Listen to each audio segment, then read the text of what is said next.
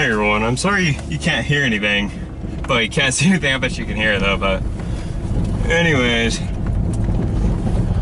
I'm really tired. I'm gonna be driving back to my apartment at about 10 at night, and I need to stay awake, so I'm gonna be talking to you guys for a little and answering some questions too. First off, let's get some general ones out of the way. Let's make sure my windows don't fog up. Let's turn that down to 1. And okay. So number 1, when did I get into the fandom? Whenever it was like pretty much when Obab Scribbler, I guess Scribbler Productions now, started doing narrations, which was what, like clear back in 2011, 2012. That's kind of when I got into it, and I was in a dark time of my life there. It was bad. I'm not going to talk about it really because I want to try to get this thing somewhat upbeat. Next thing, why does my character look the way he does? That's what I'm probably betting a lot of people are asking now. And my name. I would love to say I was really clever. I love Death Note and I love the character Light, and I mashed it together and that was that, but somebody already took some production at the end. Sadly, no, that was not it at all. I was wanting to do something, but I wanted to really catch a name. First I tried Midnight, nope, taken. Midnight Productions, taken. I just went through a list of names and it was all taken, and I just kept throwing different character designs in the trash. And well,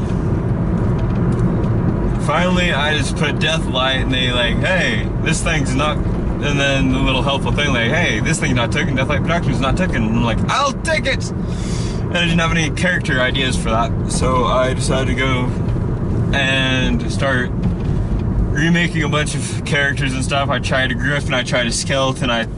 For a while I just stuck with a lamp and started posting stuff, but eventually I got a concept and I started asking around to a bunch of artists, like, because I'm not that artistic. I might be autistic, but I'm not artistic.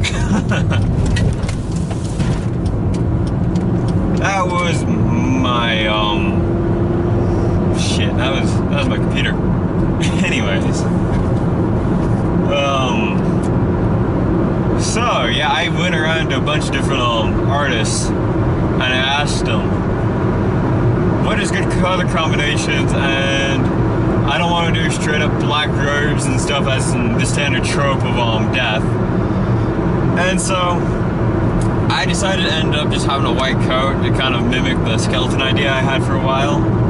And then I'm like, well, I don't want to do standard thing. I don't want to have just no hair at all. I want to have something with it. I don't want scary eyes. So I'm like, what are some soft colors that'd go good, that makes some sense? And then I started looking around, like, I wanted to do something a little bit unique. I tried purple for a little bit. Looked at the purple, didn't like it. Switched over to a different shade of blue, like a chemical burn. Love that. And it stuck with it. And so that's kind of how my character came in, and my name, which was a really boring story, and I'm sorry. Character's a little bit more interesting though, because I spent about a month designing him. But anyways,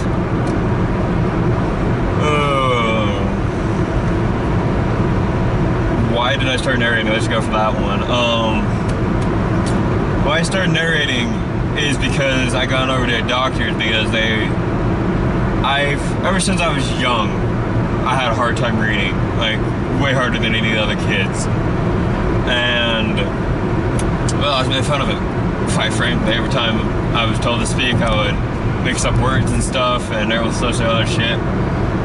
And so I eventually went over to a doc, and they're like, well, for this much money per month, we can put you into a linguistic therapy class, and you'll be doing this, this, and this. And I'm like, thank you, but I won't be taking the class. And basically what they said is, you're gonna be reading out loud.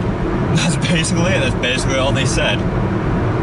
But they tried to do their standard doctor bullshit to make it sound smart, but I've never had very much flair for the melodramatic type of stuff, so I'm more of the guy where I can understand science talk, but I prefer people just to talk normal.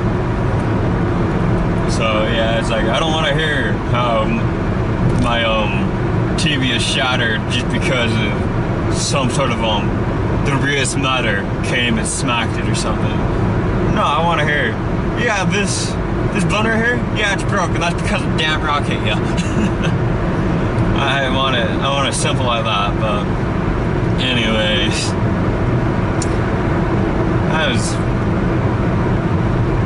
I've been in and out of doctors my whole life, so I've gotten really good at learning how to speak doctor. So when they try to say, oh yeah, by the way, your back's deformed like 2 years ago, try to say it all scientific and stuff, and I looked over the x-ray, I'm like, okay, so my back is straight as a pole, and there's 6 fused plates on it. Anything you need to say? More than that? And he's like, no. I'm like, good, why didn't you just say it that way? And he's like, well, I wanted to...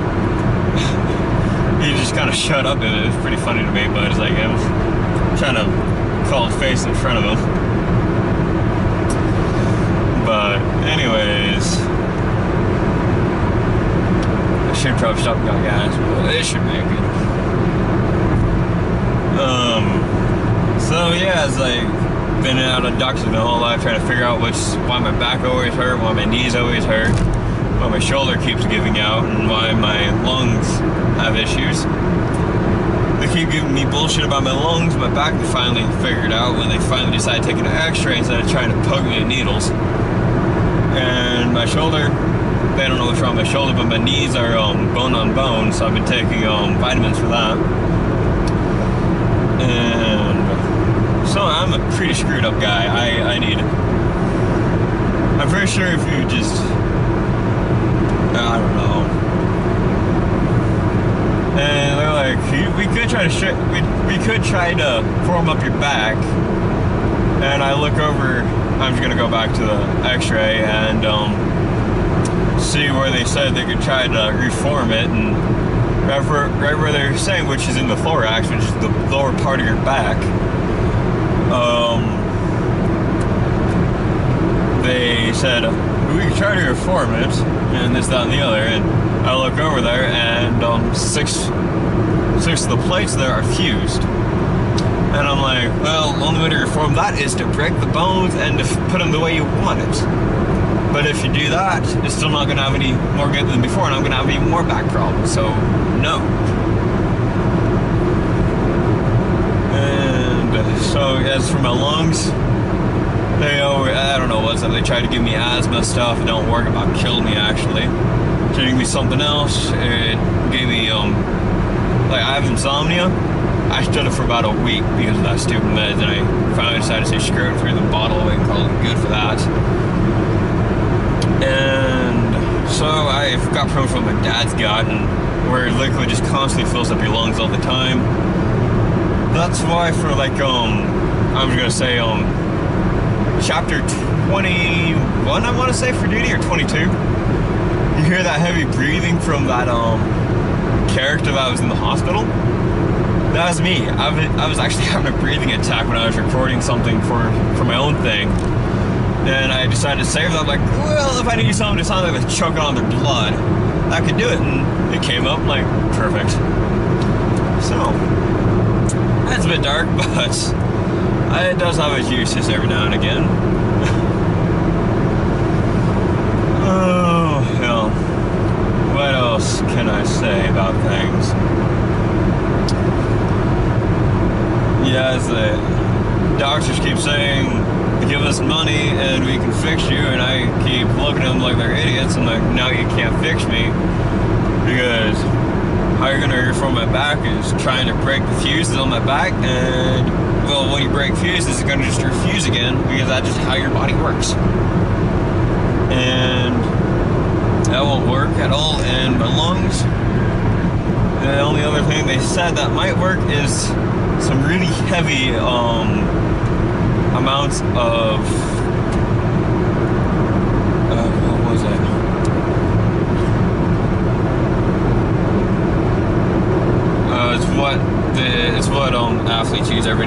that's illegal. If used improperly, I should say. And no, not androids. Shit, I can't remember it, but you guys probably know. But then I look over the drawbacks of that, and I'm like, short lifespan, this, that, and the other. I'm like, I've already probably got myself a pretty short lifespan with all something that's wrong with me. I'd rather not shorten it even more. So, yeah, I just run around crippled as hell. Well, I feel crippled some days. Other days, I feel subnormal, I should say, compared to other people. And tons of people have also said, yeah, you gotta see a facial movie. Oh, there it is again. That I should go in for disability. And I look at all the benefits of disability, which is very minimal. And I said, screw that, I'm gonna go chase my dream job, which is a technician for auto body. So I want to fix cars. I want to put cars back together and all. I would love to work on classics. I got a couple in line I want to get, but I just don't got the money, which really makes me sad. So I'm driving around this good old Grand Am here of mine, which is a nice little thing. It's a 2001 Grand Am, but it's got some issues too, like me. So we're a good team. Oh, I tried to steer us away from depressing shit, but I keep creeping towards, like, with my doctors and this, that, and the other. Hell, let's continue going down the rabbit hole. We've already came to it at this rate. I'm just gonna roll us off here too. I'm pretty much blind in my right eye. I can't see shit through my right eye. It's just a big old blur. And my left eye is almost perfect. It's almost perfect vision in my left eye. So the people, they're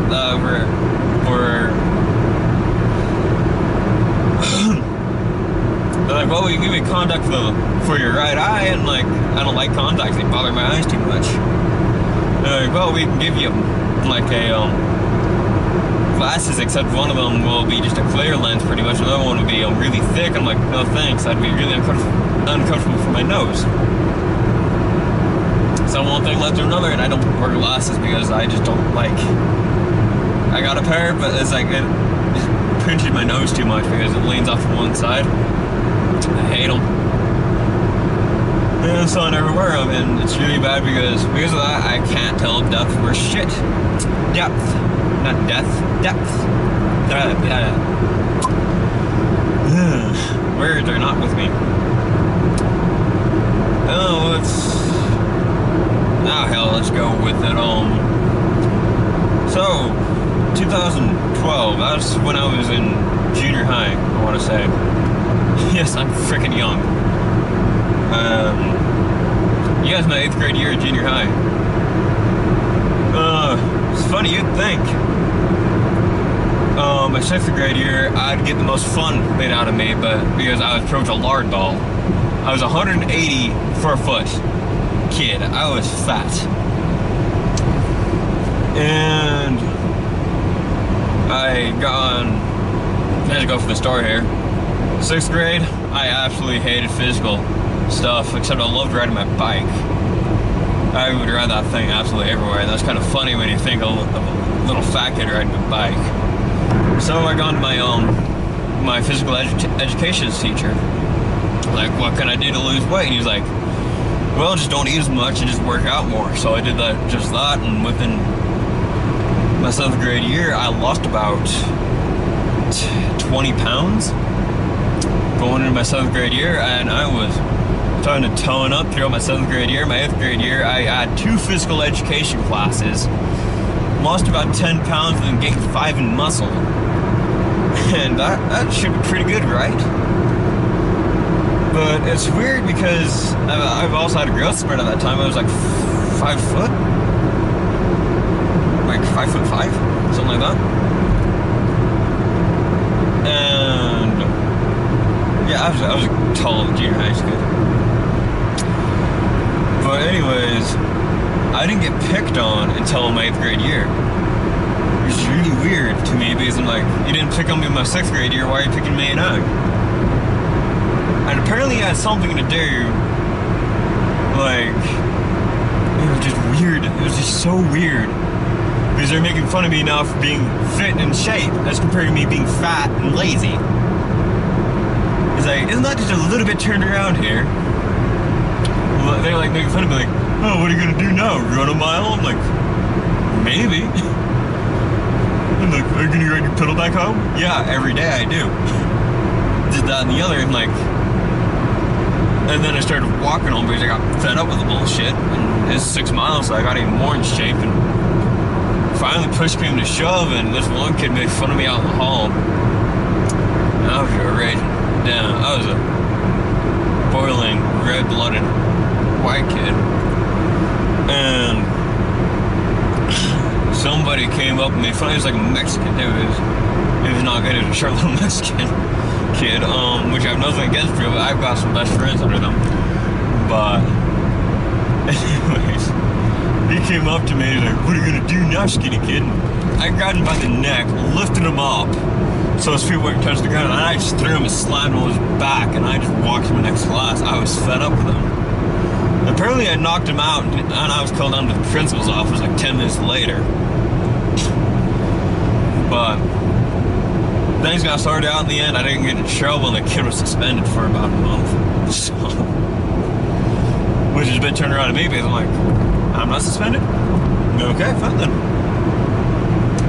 Oh yeah, another thing, some, like a group of kids also slashed my tires on my bike at one point.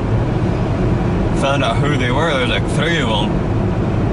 I ended up throwing my bike at them and beating the whole living shit out of them too. And I walked away, and it was off of school time, so I didn't get in trouble for that thing at all, even though they tried. And the most they could try to do is try to call police on it, but then they would have also been in trouble for damaging property. So I got out of that thing too. And that pretty much going on, and my psyche just kept going into a darker and darker place every day. And before you know it, I was just a little gray. I was just about ready to blow. And it was bad. I looked into suicide attempts. I looked into a bunch of other stuff. I know exactly where you want to shoot yourself. Now I know exactly where you want to cut yourself. Now if you want to die within seconds or minutes or whatever, how long, I know what type of stuff you consume now to kill you. It's not good. But, and yeah, there's no clip there. I just decided to cut it off. But, anyways, I was on another spouting throughout YouTube, and just a really dark mind again, and then Bob Scribbler popped up, and I was like, shit, I was only like her 10th subscriber or something. I was brand new to her. I was just brand new to that, and I listened to one of her stories that brought me up, looked around some more, and it turned out to be a huge community. And they just brought me, and I just started to mellow out towards the end of that year, and I just got into a better place than this, that, and the other, and yes, I still fight with my depression and everything like that too, but yeah, I'm a lot better than I was when my 8th grade year, let me tell you that. But anyways,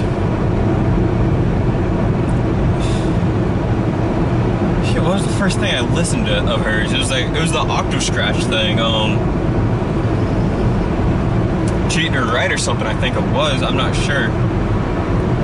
Can't remember, it was her first ever My Little Pony video though. Anyways, so let's just continue on this random life story of mine I've started to develop. So, my 9th grade year, I was in phenomenal shape. I could ride a bike going about 35 at that point. And yeah, I could pass cars in town because of that stupid bike, and I ended up just riding my bike actually on the roads and stuff. Because when you're able to get up to a certain speed limit on your bike, you can actually do that, and I could. So, Yeah, it was going great. I was riding my bike to school and this, that, and the other. Took weightlifting for a class. Started getting really in shape, and by the end of the first semester, we were doing maxes.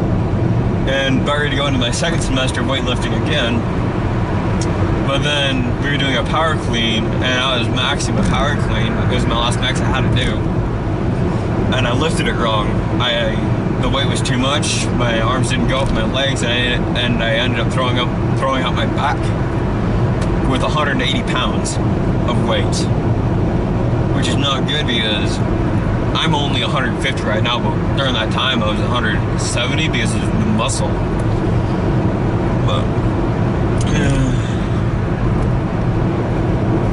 yeah, it was just not a good thing. I laid on the mat for like a half hour.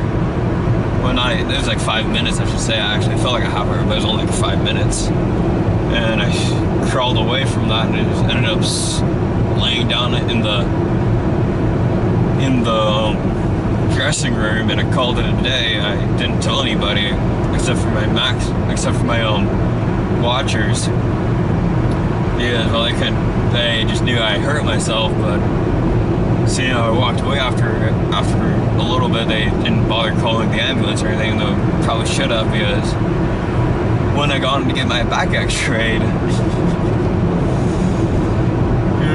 boy, when they first looked at my back, when I took off my shirt, it was not a pretty sight. There was still torn ligaments and torn muscle tissue, and yeah, my back still looks like a mess now, as if they took their x-ray to figure out, hey, your back's as straight as a pole. And it's really cold in this car now because I had to make sure my windows didn't fog. But anyways, so yeah, I just screwed myself up and up even more, and then I think that something directly after that, I was still looking around after that. I gone to my aunt's farm and worked for her because she needed some extra help. And I was helping put hay in the loft, and the thing I was standing on, the ropes broke, and I fell almost 1.5 stories, which is about 15, 20 feet. And I didn't roll it, I landed square on my feet, and the shock went straight up my spine. And that's how I have the fused plates. And just so you know, just so you guys don't get confused, the x-ray took my my junior year. This is my freshman year going on to my sophomore year. So that's probably where the fused plates came from, if not before that. Yeah, I felt something. I heard something crack too in my back. It hurt. It hurt a lot. Didn't go to the doctors though because I needed to work. I needed to get back to work. So after feeling sorry for myself for a little bit, I stood up on shaky legs and got back to work. And that's probably how I screwed up my arm too, thinking of it. Was working on a farm, I should say, because going in from my sophomore to my junior year, I had gone into work for her again because they needed more help. And I was moving some cattle along, and one of them just freaked out and pushed my arm clear back, and it didn't hurt. I heard something pop, but I didn't think I displaced it. But here's some snaps and pops, and my arm's not been good since. But that was just at the end of the day though, so we just gone in and called it good. And the battery's almost dead, so I'm gonna call it right here, and we might do a part 2 soon, probably some other time. So I'll call it now. Goodbye, it's been fun. Hello everyone, we are back. And the stupid store's closed, but the gas tank is still open, which is funny to me. Because most gas areas are open 24/7. And that one was not, so. So if roads drive by, we're gonna keep doing this. So where did I leave off? Yeah,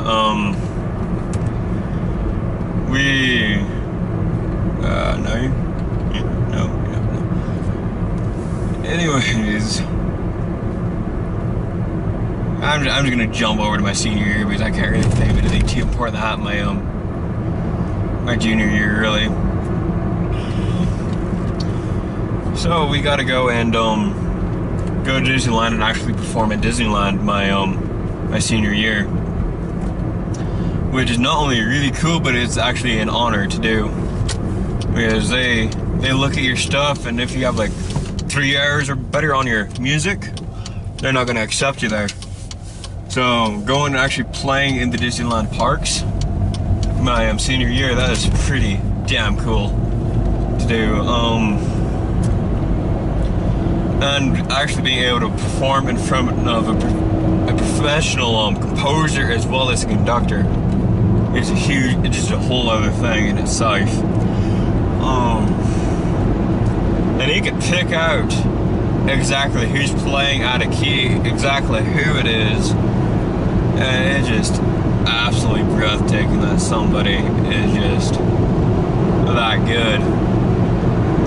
And I guess if it's your job and you do it for a living and you've been doing it for like 30, 40 plus years, you get really good at that, but it's still ridiculous on how they're able to do that. And I guess by now you're probably wondering why the hell am I doing this? It's been like 30 minutes now and I'm going to tell you. Excuse me. Because I'm really tired and I want to try to stay awake. I'd rather stay awake and not crash, just to put it bluntly. And so, yeah, talk is the option.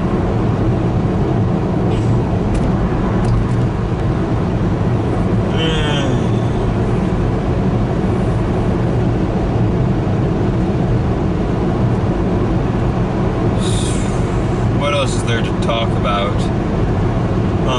Graduated, had a fun time and worked landscaping, learned a bunch of stuff there, gone to college, and that's where I'm at now, and that's where I'm heading back to. I spend my weekends up at my parents' place because it's just cheaper for me. It's like $5 for gas down and then another $5 back.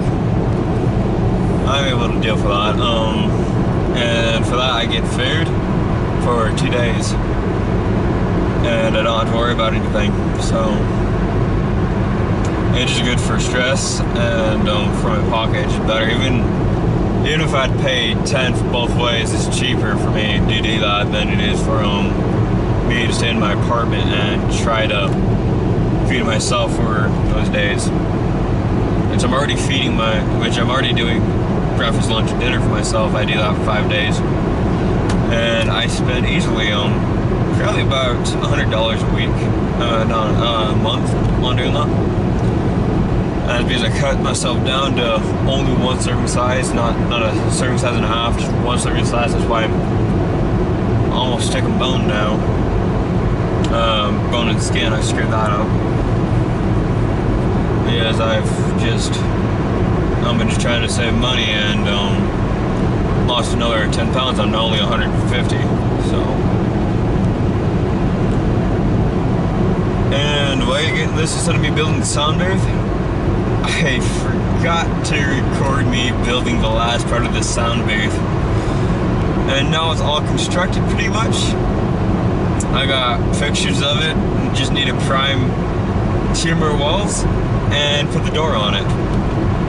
And then put foam on it and I guess install the ceiling, because I haven't put the ceiling on it yet because I need to figure out how the walls are going to go on. That would dictate how I was going to construct the ceiling.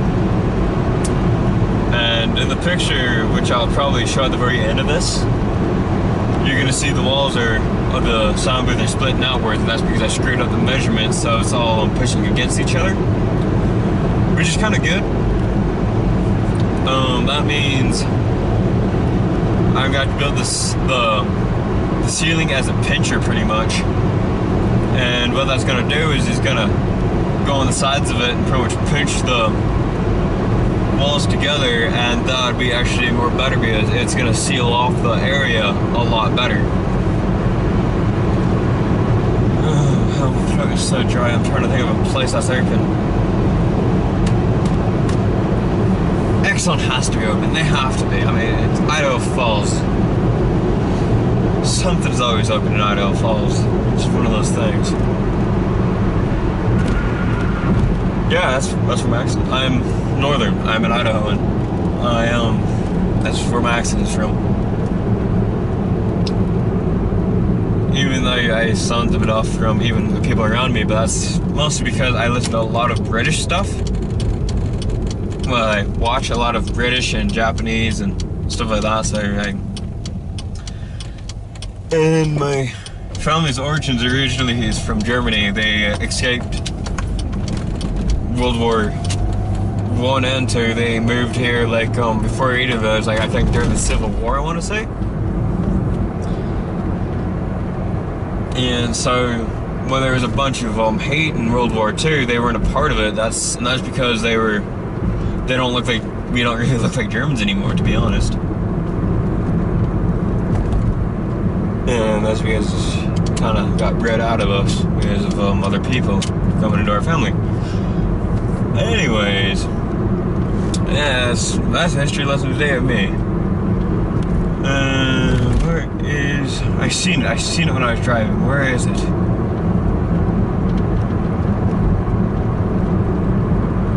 It's AutoZone. It's closed.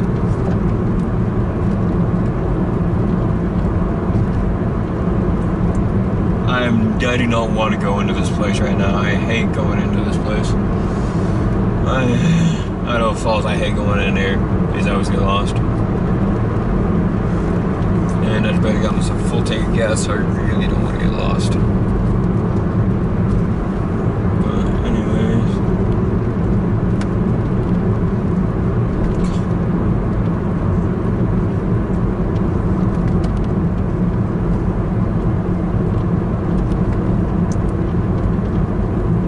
Scramble there.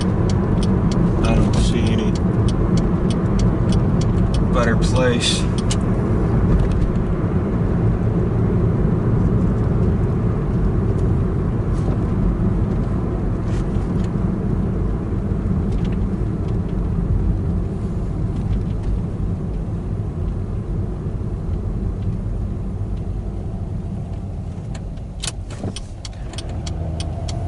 But anyways, yeah, I'm gonna have to stop the camera here again. I'm gonna get myself something to drink because my throat is so dry right now. No, this isn't a problem, but I forgot my mug when I was driving.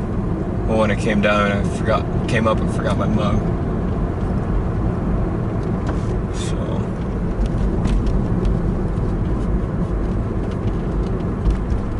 come on, where is the turn? There it is. Yeah. Okay.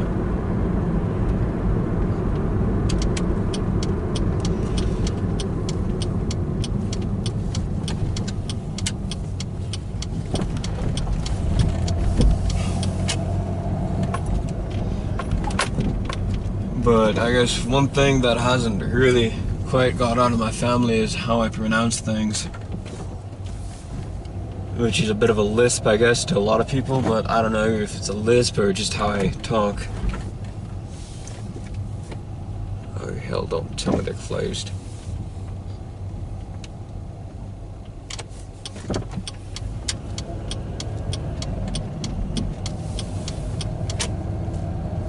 I'd imagine they'd be open because they're a huge freaking place. I don't think they'd be able to afford to be closed.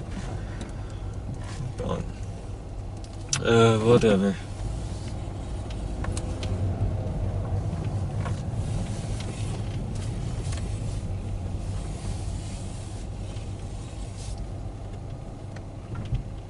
Sorry, they're so empty. Anyways, I'll be back. Okay, and I'm back from the venture of the unknown to get myself a drink.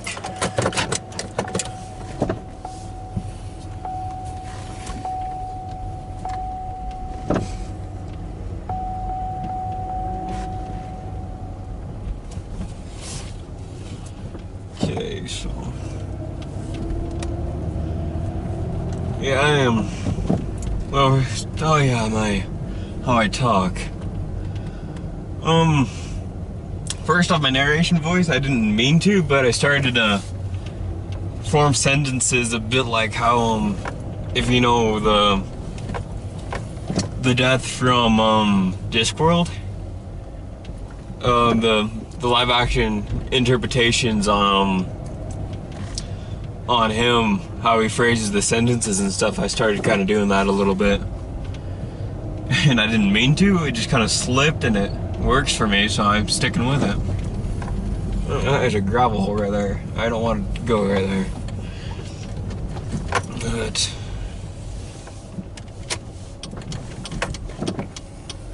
yeah, okay.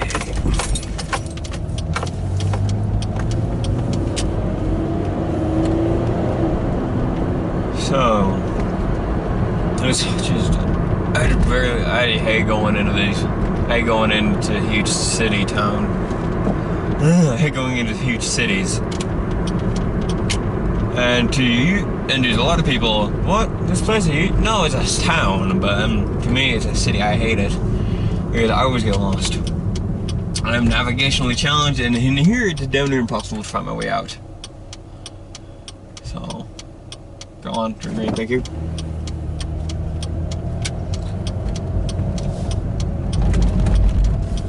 But it's like I'm sorry you didn't get to see me build the sound booth. You just get to see me in my pajamas driving back to my apartment. But yeah,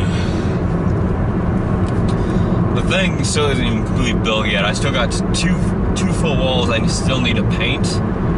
Well, it's not really painting, it's more priming it, and the primer is gonna be keeping the water out, so it's gonna last longer. And that's what I'm doing, so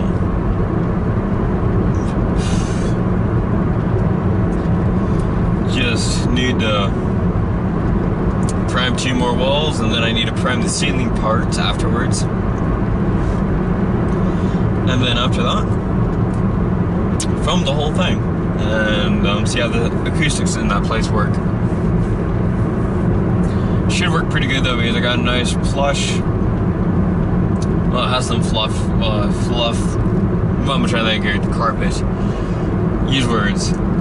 It's dense and it's about 1/4 inch carpet fluff. So it's a very nice carpet to use for a sound booth, I would think. And the best part of it, I can narrate now without my shoes on. And that's just a win for me in my books.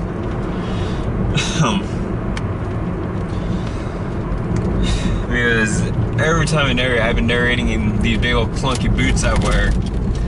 And why? Well, first off, they're 300-pound boots. Not 300-pound, they're $300 boots. And oh yeah, shit. Okay. Okay, buddy.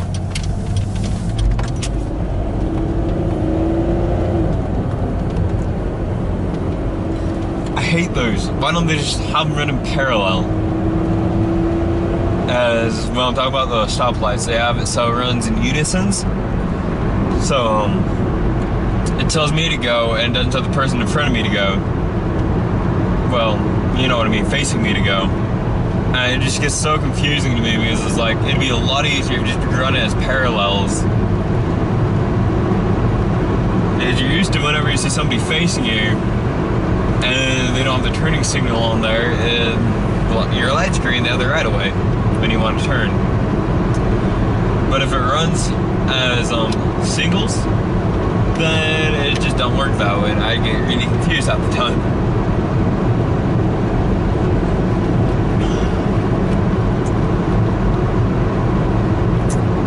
Now we're at the halfway point of the journey.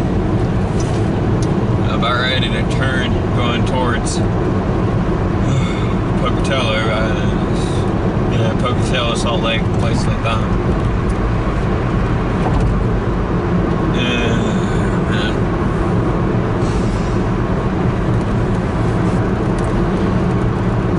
But I would love to hear he's going. I know they haven't had any announcement yet, but I know they're planning on it. I've been in contact with them. I would love to know who's going to Crystal Pony Con. That'd be great, or what are they going to be calling it now? Crystal Mountain PonyCon is a huge name, but I don't know if they're gonna just cut out the pony part because the politics are going on right now with that thing, because we're starting to have some furries come in, so they're just planning to drop it so then everybody is invited to go, which I'm like, I don't see the huge deal yet. Some people are up in arms about that, and I don't understand it. And I'm like, it's a shorter name, it's more catchier. Crystal Mountain Con, come on, man. And instead of that huge crippling name, Crystal Mountain Pony Con, it's like just Crystal Mountain Con. Nice, short, and I like it a lot better. And I just always abbreviate it, and he's going to Crystal Con, so. Yeah, and it's just, God, they need to repaint this road. I can hardly see the divide on it.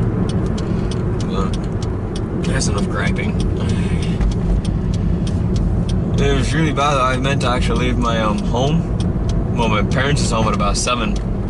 Nobody told me it was 7 by the time I was starting to wrap up my painting and calling it a day. I was thinking it was like 4 or 5. No, it's turning up, it was 7. And I had to wash my clothes, and I had to do a bunch of other stuff, and oh shit, I forgot all my clothes at home. I got some spares in my apartment, so it's not gonna be too much, but it's just gonna suck.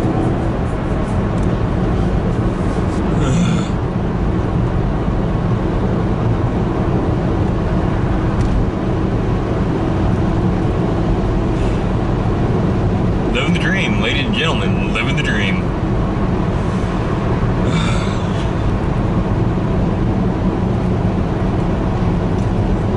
I don't know, I don't look good in bright colors.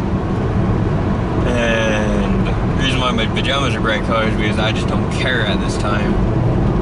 Why are you going 50? Jackrabbit? Whatever.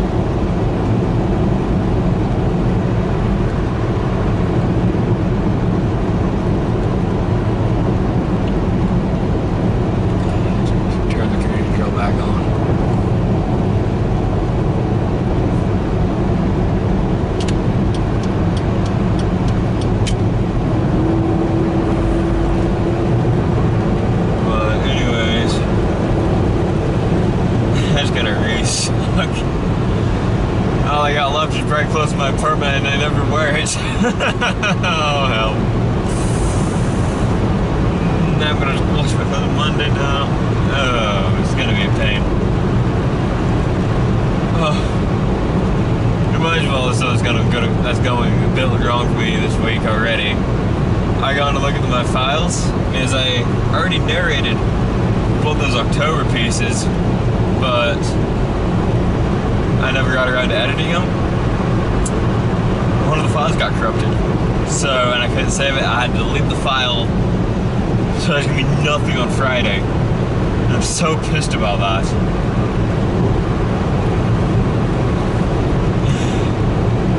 This is why you should follow Scripper's advice.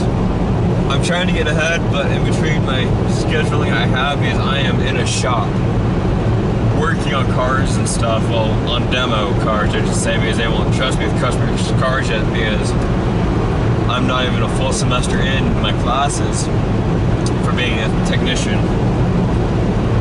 But I'm in a shop for about 10 hours a day. And that just wears you out. I mean, as soon as I get home, I don't even want to do anything. I want to sleep, actually. But I'm normally able to drive my car to my computer and work until I pass out half the time. So,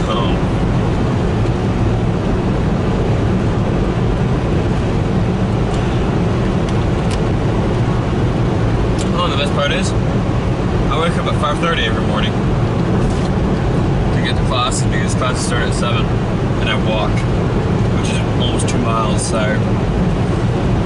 oh, it's fun. And a little windy here.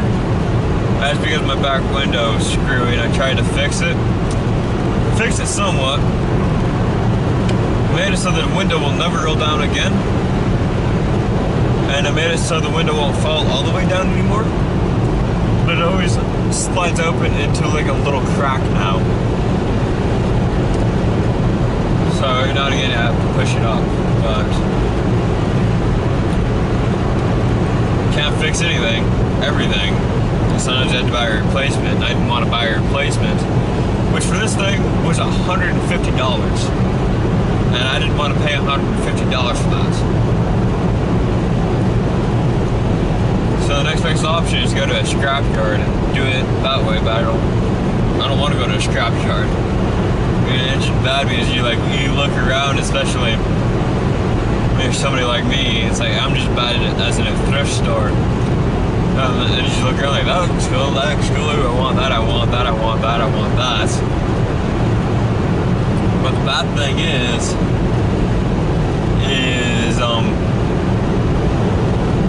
normally the cars that are there, they have a thing called a scrap ticket on it.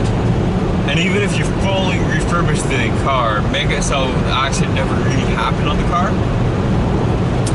you're still gonna have that ticket, and it's still gonna decrease the value of the vehicle. And so that's why I'm always confused whenever you see these shows where they go to scrapyards and just pick cars out from scrapyards, fully refurbish them, then they go off and sell them. And I think part of the reason why they're successful is mostly because they're on TV. And so fans go out and try to buy the cars, and they'll end up having a bidding war against each other for the car. And that's how they stay in business.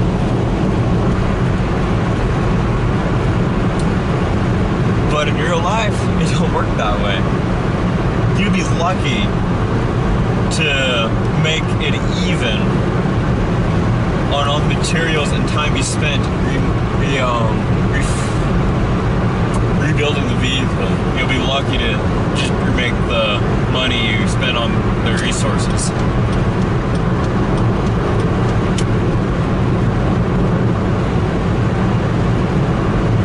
So that's why everybody is always so fierce about trying to get cars that are owned by other people that they don't really care about anymore. Because the title is still clean. It will not have a scrap ticket on or anything. It will just say it was a transferred vehicle, and that does not appreciate the value at all of the vehicle, which is always nice. And another thing you can do, another thing that also depreciates the value of the vehicle, is going over to police stations and buying vehicles from there that are in their lots if you're able to, because then they're going to have that little ticket on the thing as well, saying yes, this thing was in police custody, and that decreased the value of the vehicle. So I just don't get it whenever shows do that, because in real life it don't work that way.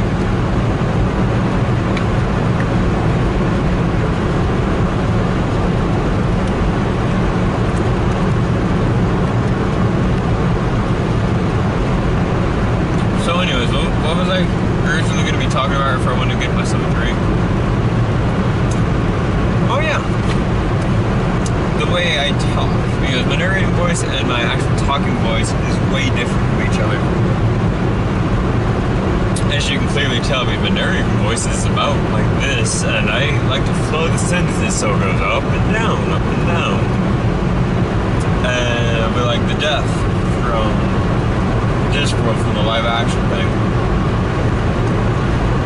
And I'm also really guilty of actually doing some Shakespearean model phrasing too.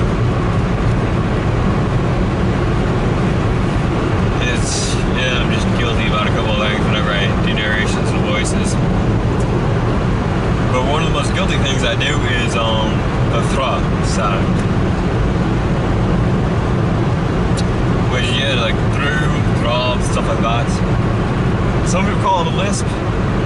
I've always talked like that. My dad always talks like that, so I don't know if it's something about our family or if it's something. I don't know. I might talk to Visual and check if he actually says words like that. I'm not sure because he's German. Maybe even out of context or Simon or whatever he's going by now. And check how he says words.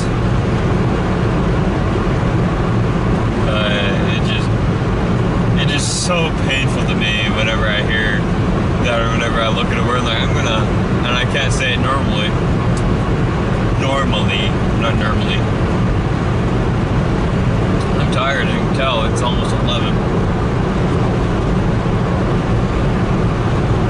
But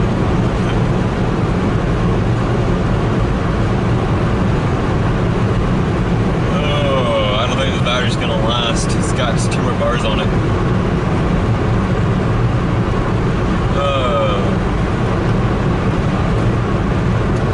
I guess next thing I want to do sometime, but nobody's really willing to do it with me, which really makes me sad. I want to do a full cast reading and pretty much audio play of the whole entire Upheaval series. I want to do that so bad because I love it. It's so well written, but it just, nobody wants to do it because nobody wants to be hooked onto a character for almost 200 plus chapters now, if you count all 4 books.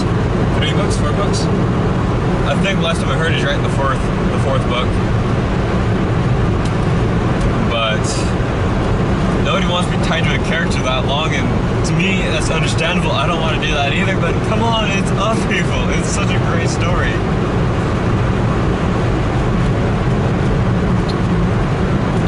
But fangasming aside, I know people's already done readings of it, but I would love to do a complete reading, like from book 1, book 2, to book 3, up to the 4th book when it's done. So, I'm saying that, like, I don't even know if he's done. I haven't even touched the 3rd book yet. I should probably do that sometime. But that's just time. I'm so busy.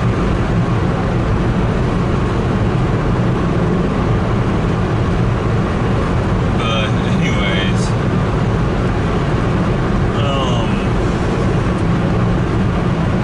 trying to think what I can do here is I got a chapter. Shit.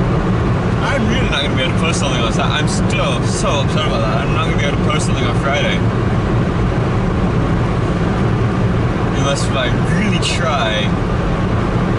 But again, I'm going to be so busy on the weekend again because I'm going to be finishing up the sound booth. I need to figure out what's going on with our old Dodge Power Ram, which is like a 1970s, which is freaking sweet. I love it. But I need to figure out what's wrong with it. I want to get it running again. But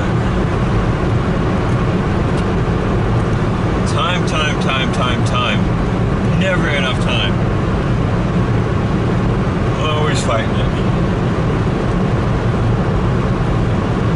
It's funny. People say, oh, you don't got a job, you should have plenty of time.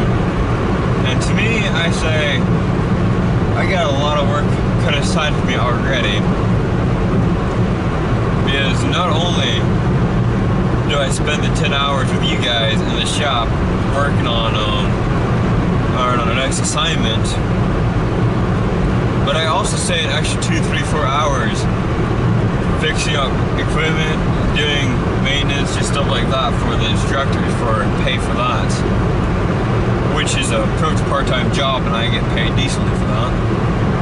That's how I get food. But the sound booth money was all from before I got into college. I had that all set aside because I wanted to build a sound booth for a while, and I never. Well, at that time, just my landscaping job just left me worn out, and being in a pickup for about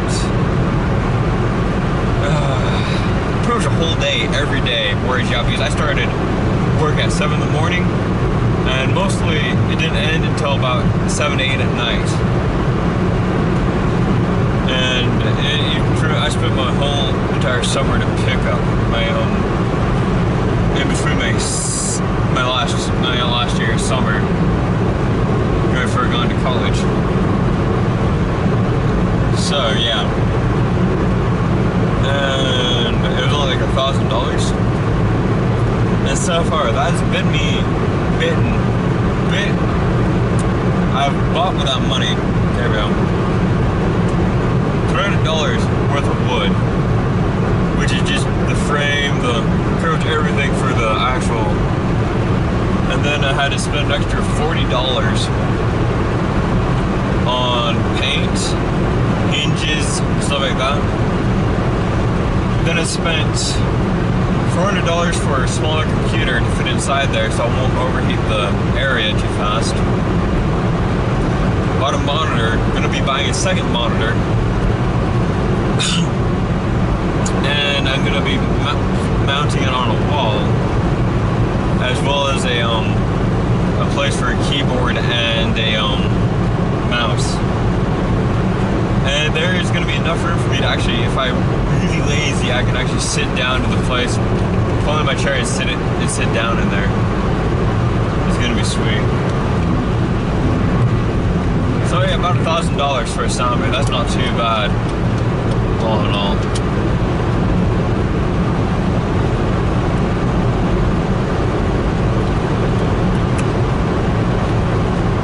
Oh yeah, and $300, it also covered all the foam. So really, I only spent, foam was on 120. So I only spent like 180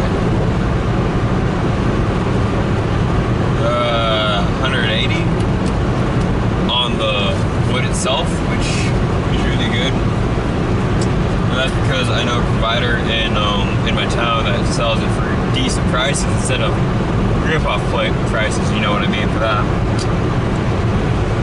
And so,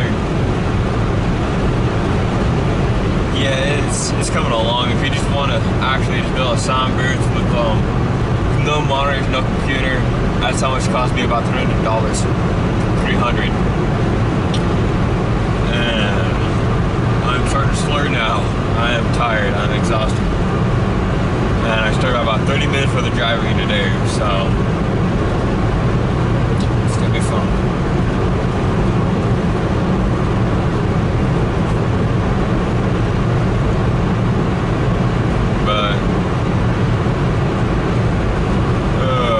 Surprised people have started following me, honestly, because like I said, me narrating and stuff like that is basically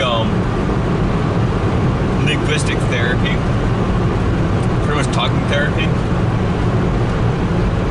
And that's because, like I said, I have such a hard time reading it itself, and reading out loud is damn near impossible for me, actually.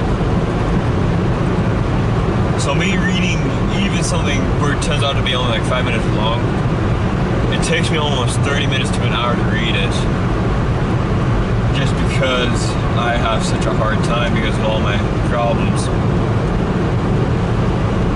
And just a fun fact for you all, I have failed every English class I ever was in, clear for my first grade kindergarten year. I've always failed English, every time, without a doubt. So it's like, it didn't matter if it was like a 101 English, you know, really basic English, I failed it. And so it was really bad. I'm still ashamed of this. It pisses me off so much that I had to actually get help going to high school, because if I didn't pass any of my English classes, I wouldn't make it. So I actually had to go into a specialty class to help me with it, and it just pissed me off. It still pisses me off today that I had to take a specialty class that would do that, and they'd actually bump up my grade even for me, and it torqued me so much. Because it's like, yeah, okay, I passed. I never passed any English class, but you know what? I still tried my best. I still worked my ass off to try to pass, but I never did. But pretty much being handed a slip saying, "Good job, you passed," even though I know I didn't, and they know I didn't, they just bumped up my grade because, hey, look, you passed, good job, and it's just not right. It just doesn't sit right with me at all. And so, my senior year, I told him to back the hell away from me. I got so fed up with it my senior year that what I ended up doing was every single book I was assigned, I got an audio version of it, which I always did to begin with. And I just listened to them, and every questionnaire I ever had, I just listened to it. And every question that ever came up, I just answer it. And I never even let them look at the answers I put down because they would always try to fix it or something. And I just got so fed up with it because my comprehension level is extremely high. I mean, I can read Shakespearean and understand it clear as in, I can understand Shakespearean, I can understand Scarlet Letter, which for those of you that have, pain in the ass, right? Yeah, I understand those just fine in that, and I got an audio version of that, and I ignored over half the words in the Scarlet Letter. Still made sense to me. Wrote down the answers. Didn't fail that. And same thing with all my Shakespearean stuff. I found people that did Shakespearean narrations and did that.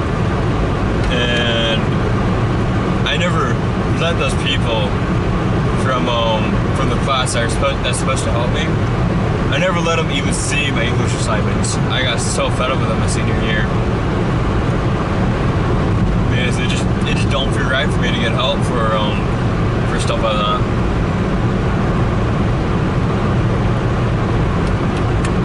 And they equally got fed up with me too. So it all worked out. By the time I graduated, we didn't want to see each other, which is all the better for me. And my senior year, I actually passed with a B.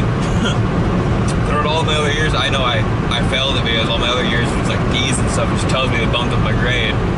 And if you look down, it's like extra credit, and it doesn't tell you how I got the extra credit. It's like, oh, well, they jacked up my grade. Well, my senior year, I passed with a B. But that's because I constantly asked my teacher, like, okay, what does this mean? What does that mean? How do I do this? How do I do that? Just constantly. And just keeping away from everything else and focusing. And my senior year, I passed with a 3.49 GPA, which pissed me off. I wanted a 3.5, and I passed each 1/10 below that. 1/100th below that, and I got so pissed off over that. But I guess I should be happy that at least passed with that high of a margin. But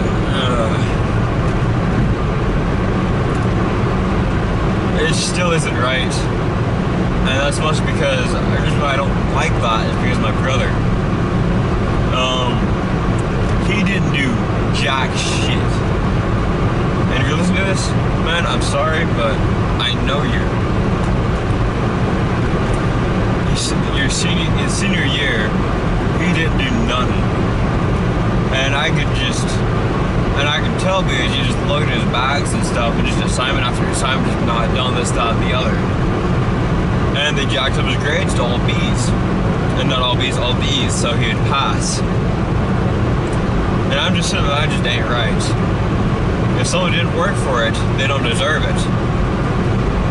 And I know I started working my ass off, and I still fail anyways. But it's just like one of those things where I have a self-destroying personality. I'm gonna put that right there right now. where even if I work my damnedest to do something right, even if I fail, I have the knowledge that, okay, I failed, but at least I tried. That's the huge thing with me. I'm able to stand up, kick off the dust, and get back to it. As compared to some people where they like, I fail, I'm used to like cripple down and cry about it. And I don't do that because that would mean for me that my depression wins. And I am just such a sore loser. I don't want it to win. So, yeah, I have a little upset moment for like 5 minutes. I just allow myself like 5 minutes and I get back to it. I get back to work. Just go and try it again. Which, funny enough, that's why they wanted me to be in track and sports and stuff. But because of my disabilities, I couldn't do it. But that type of personality is what makes athletes special.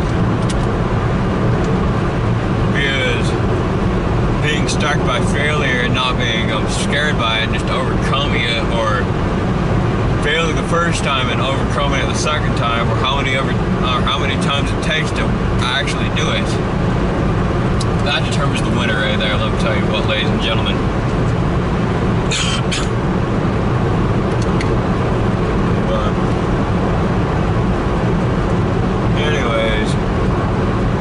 That is just going to continue on throughout my senior year, I guess. I was in choir too, just that's how I know how to tone my voice and stuff.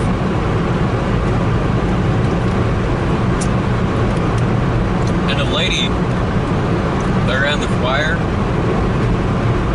she pissed me off constantly. She's like, oh, you're gonna fail, but at least you tried. I was like, no, bitch. Yeah, I'm gonna try my damnedest, and I'm gonna work at it, and work at it, and work at it. Even if I failed, at least I know it's through blood, guts, and tears. He's like, I don't think we're gonna do too well, but at least we're gonna try, right? It's like, no, bitch. I worked, and I worked, and I worked. I expect perfection.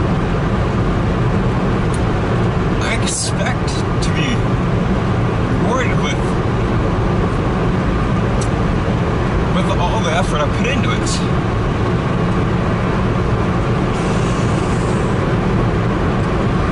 Or for somebody just to look you square in the eyes and say, you're gonna fail no matter what you do, it just ain't right. Nobody should do that to anybody. I'll tell you that right now.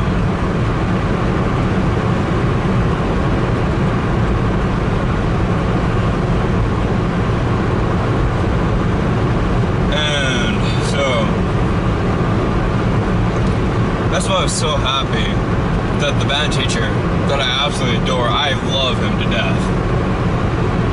That's where I get my personality from for that. He's like, if you work at this and you work at it and you work at it, you better get it right. You better continue building onto it. And the more you build onto it, the more better it's going to become. And the more better it becomes, the more perfection you get out of it. And so just keep grinding and grinding and grinding. And that's how we got to Disneyland, was because we worked our asses off every day in and out. And so when he was teaching the choir beside her, because she was teaching the women and he was doing the men, teaching the men, that came out weird.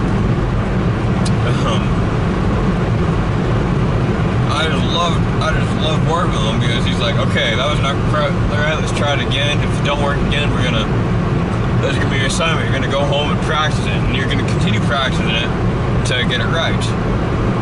And so that's what I do. And that's how I've always done things.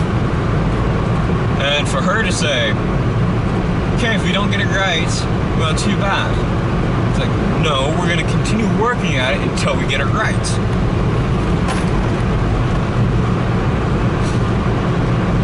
There was a dead animal in the middle of the road. Sorry about that. But anyways,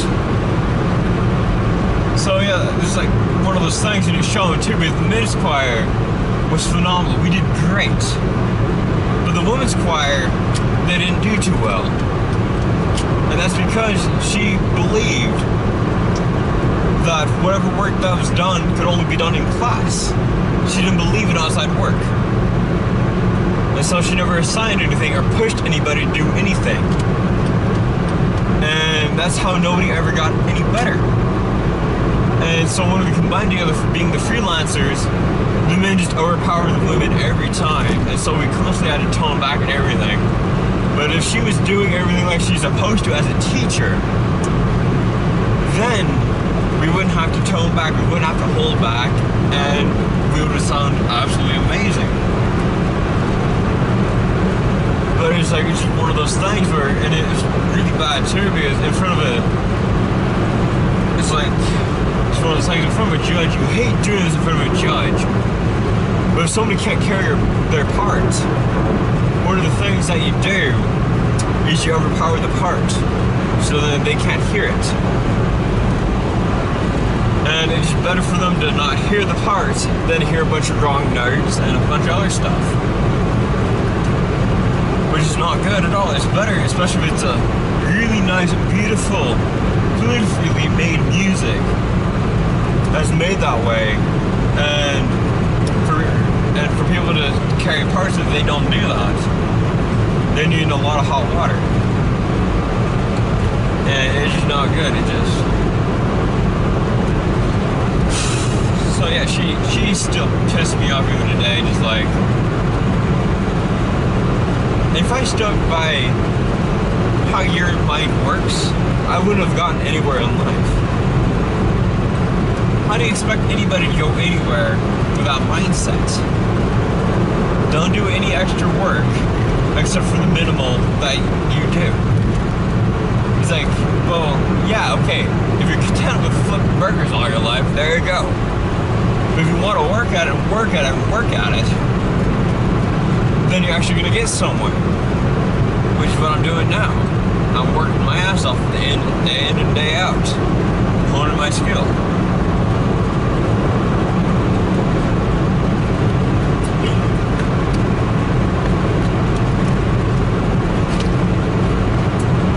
But anyways,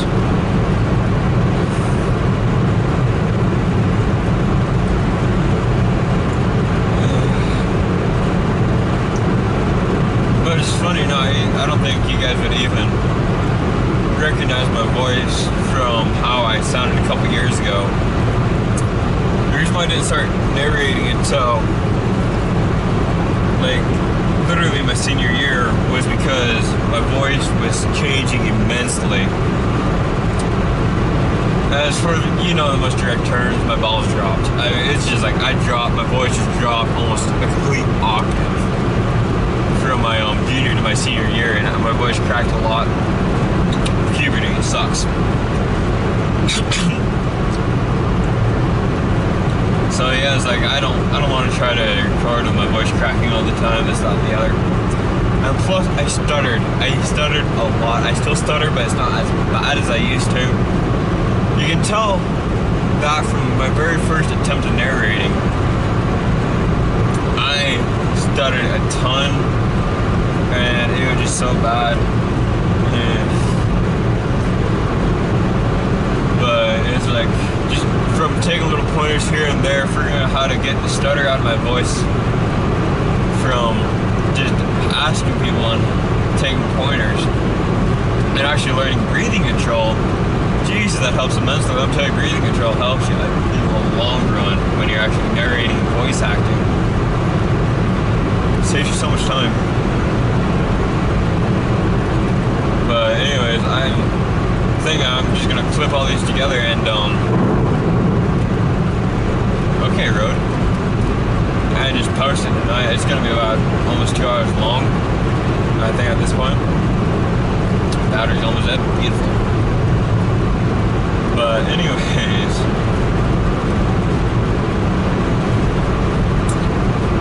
I just don't get that. Like, even if your best is not good enough, that's what practice is for. Just I'm start ranting about that,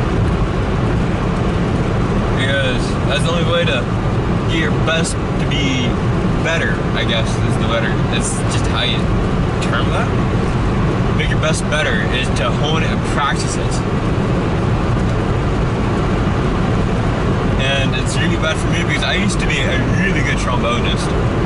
I used to be really good. But I haven't played my trombone now for about 7 months. And I go in to try it again. My chops are so out of shape. I had such a hard time blowing through my trombone. And it's a trigger bone too, so it takes a lot of air. It ain't happening. I need to practice that again, but if for everything else, I just don't have time. So I'm gonna just let it sit there, and then I let my little brother use it because he plays the trombone now. So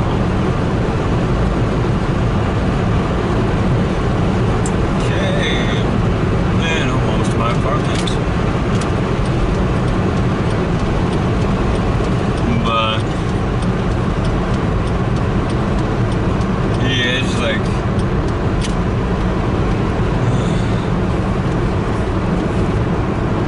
trying to think here. What else to talk about before I pass out? I've been trying to find other bronies or anybody that's involved in the My Little Pony community. I can't find anybody around here. It's like one of those things. It's so weird.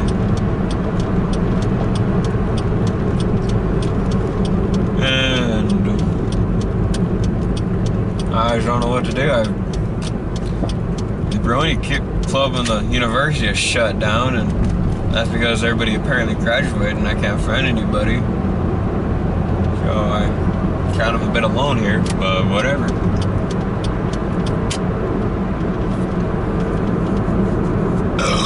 Shit. Yes, I am as bad as lost when it comes to swearing. And my parents don't like it, they call me a potty mouth.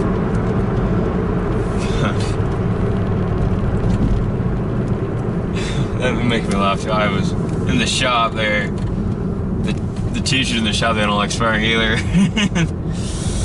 Oh, it's not good for us. And we're a bunch of sailors. We don't hold our tongue.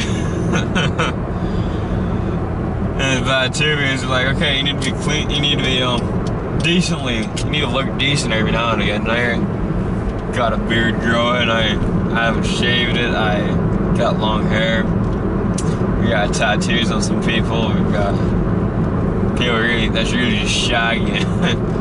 Yeah, we're professionals. We're living the dream.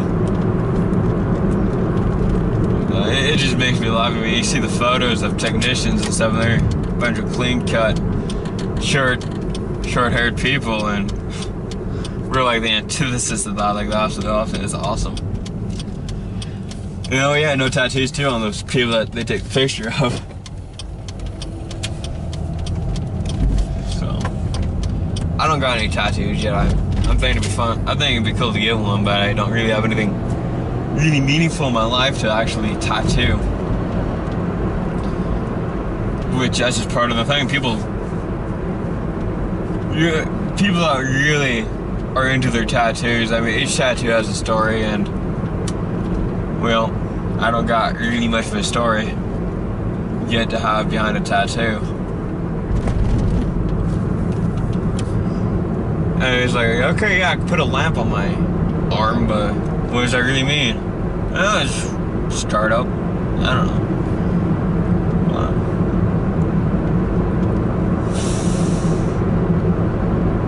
I might do it for 100 subs or maybe even 5. I don't know. It's like I'm still surprised that there's 50 people even listening to my stuff.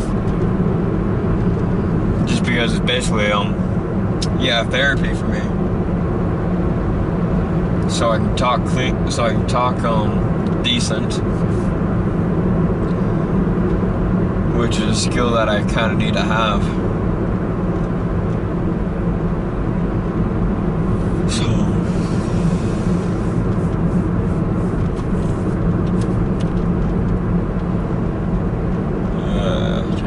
There is. Oh, yeah, another thing is, I guess it's just a bit of a rant and everything in between. When people talk to me, I am very hard of hearing. I have a hard time hearing, and that's yet again being in the band. Someone actually took a decibel reader and measured our noise.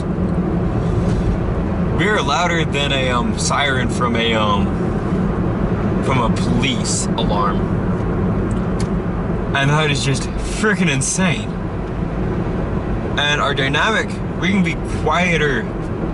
We can go from that loud, I mean, when it's really, really forte, like molto forte. That is just insane. And what do sirens do? They damage your ears. They damage your eardrums. And I sat directly in front of the drum line where they had all the bass drums and stuff from a 6th grade year clear up to graduating. And so I did not do good things for my ears at all throughout all the years of my high school and junior high too. So I'm constantly ask other people what they say and stuff like that, and it's just not good for me. And which is another thing. I mean, I've been on stage a couple of times too. It's like just one of those things, just little high school plays, and they don't even bother putting a mic on me, because I've learned how to belt my voice and speak so distinctly that I'm able to be heard across the room of the auditorium without even a mic. So one time they did that. Well, they had this I was just about ready to die. I'll just wrap this up real quick. They mic'd me one time for a play, and we were doing it 3 different times. And the first time, the mic didn't work, so I belted it.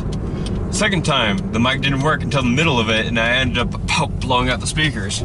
So then they turned it back off. The third time, yeah, you guessed it, didn't work again.